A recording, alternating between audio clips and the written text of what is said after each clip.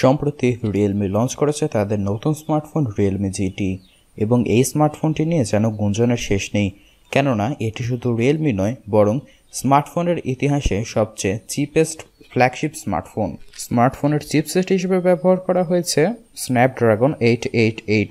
এছাড়াও বিস্তারিত বহুল ফিচার্স রয়েছে এই স্মার্টফোনে।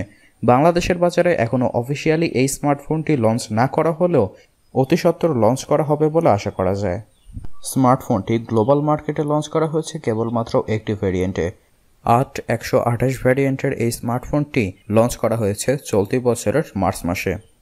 এবার দেখার পালা রিয়েলমির এই নতুন স্মার্টফোন তাদের ব্যবহারকারীদের কতটুকু সন্তুষ্ট করতে পারল। তাহলে চলুন জেনে নেওয়া যাক এই স্মার্টফোনটির সম্পর্কে একটি সংক্ষিপ্ত রিভিউ এবং স্পেসিফিকেশন, সাথে দাম অনুযায়ী সাজেশন তো থাকছেই। তাহলে প্রথমে আনবক্সিং দিয়ে শুরু করা যাক। রিয়েলমি তাদের এবারের স্মার্টফোন ব্যবহারকারীদের জন্য বক্স পাঠিয়েছে বেশ বড়সড়। বক্স কন্টেন্ট হিসেবে রয়েছে একটি স্লট আনলকার, কিছু জরুরি কাগজপত্র, কাঙ্ক্ষিত smartphone, USB port, silicon cover, সবশেষে থাকবে ফাস্ট চার্জিং টেকনোলজি সম্পন্ন একটি 65 ওয়াটের চার্জার।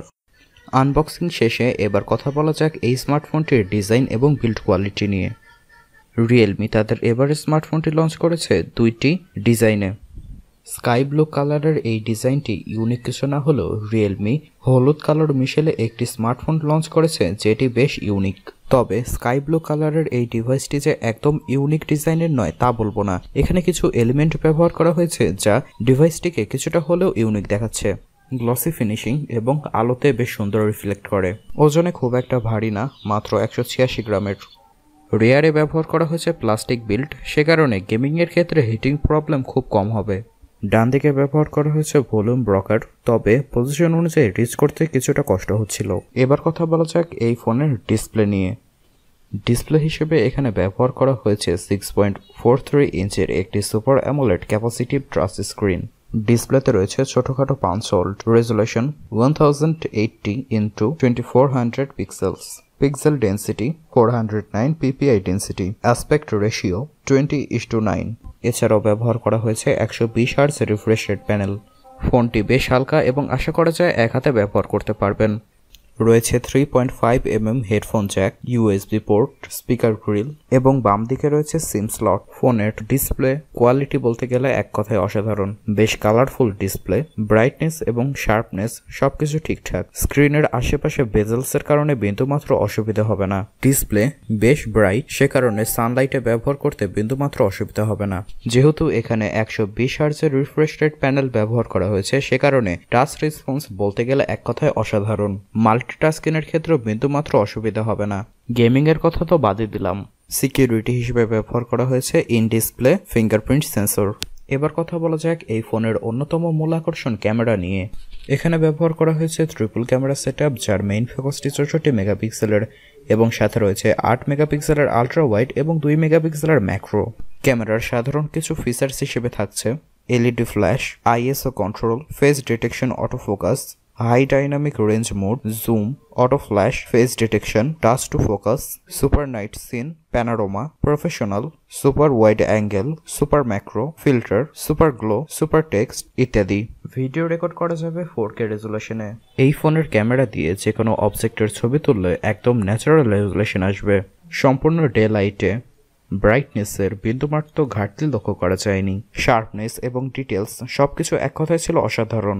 ডিফল্ট মুডে সম্পূর্ণ সোশ্যাল মিডিয়া রেডিমেন্ট ছবি তোলা যায়। আলোক স্বল্পতা দেখা দিলে ক্যামেরার পারফরমেন্স ধরে রাখতে সক্ষম এই স্মার্টফোনটি, সে কারণেই হয়তো স্মার্টফোনে কোনো ধরনের নাইট মোড ব্যবহার করা হয়নি। অনেক দূরের ছবির ব্রাইটনেস এবং শার্পনেস ধরে রাখতে সক্ষম এই ফোনের মেইন ক্যামেরা। সামনের ক্যামেরায় তোলা ছবিতে ভালো ডিটেলস পাওয়া যাবে এবং ছবিগুলো ন্যাচারাল, তবে লো লাইটে কিছুটা পারফরমেন্স হারায়। যারা টুকটাক ভ্লগিং করেন তাদের ক্ষেত্রে এই ক্যামেরা সাজেস্ট করা যেতে পারে। এবার কথা বলা যাক এই ফোনের পারফরমেন্স নিয়ে। এই ফোনের র্যাম ডিটেকশন এক কথায় বলতে গেলে অসাধারণ। অপারেটিং সিস্টেম হিসেবে ব্যবহার করা হয়েছে অ্যান্ড্রয়েড 11। এছাড়াও কাস্টম অপারেটিং সিস্টেম হিসেবে ব্যবহার করা হয়েছে রিয়েলমি UI 2.0। চিপসেট হিসেবে ব্যবহার করা হয়েছে কোয়ালকম স্ন্যাপড্রাগন 888। সফটওয়্যার এবং প্রসেসর পারফরমেন্সের ক্ষেত্রে কোনো ধরনের ইস্যু লক্ষ্য করা যায়নি। বাঙালির কাছে ফোনের পারফরমেন্স মানে গেমিং পারফরমেন্স, তাই চলুন জেনে নেওয়া যাক এই ফোনের গেমিং পারফরমেন্স সম্পর্কে বিস্তারিত। ডিফল্ট সেটিংসে খেলতে বিন্দুমাত্র কোনো অসুবিধা হবে না, তবে টানা 30 ঘন্টা খেলার পর কিছুটা হিটিং প্রবলেম দেখা দিতে পারে। যেহেতু ফোনে একটি প্লাস্টিক বিল্ড ব্যবহার করা হয়েছে, তাই আশা করি হিটিং প্রবলেম নিয়ে কারো কোনো মাথা ব্যথা থাকবে না। এবার কথা বলা যাক এই ফোনের চার্জিং সেক্টর এবং ব্যাটারি নিয়ে। এই ফোনে ব্যবহার করা হয়েছে 65 ওয়াটের ফাস্ট চার্জিং টেকনোলজি সম্পন্ন একটি চার্জার, যেটি সম্পূর্ণ চার্জ হতে সময় নেয় 40 থেকে 50 মিনিটের মতো এবং এটি অন স্ক্রিন ব্যাকআপ দিয়ে থাকে 5 ঘন্টার মতো। ফোনটি দিয়ে 5 ঘন্টা যাবৎ পাবজি অথবা ফ্রি ফায়ার সহ সমগোত্রীয় গেম খেললে 65% চার্জ ক্ষয় হবে। বিন্দুমাত্র নেটওয়ার্ক প্রবলেম হয়নি এবং এটি একটি 5G ফোন, যদিও বাংলাদেশে এখনও 5G সেবা চালু হয়নি। তো এই ছিল ফোনটি সম্পর্কে ওভারঅল রিভিউ এবং স্পেসিফিকেশন। এবার কথা বলা যাক এই ফোনের আনুমানিক দাম নিয়ে।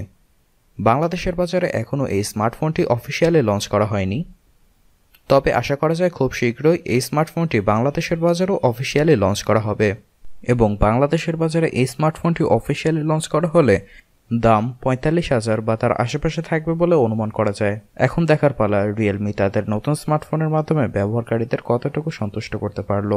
দেশের ট্রেক প্রেমীদের এক্সপ্রেশন জানার জন্য আমাদের অপেক্ষা করতে হবে আর মাত্র কয়েকটা দিন।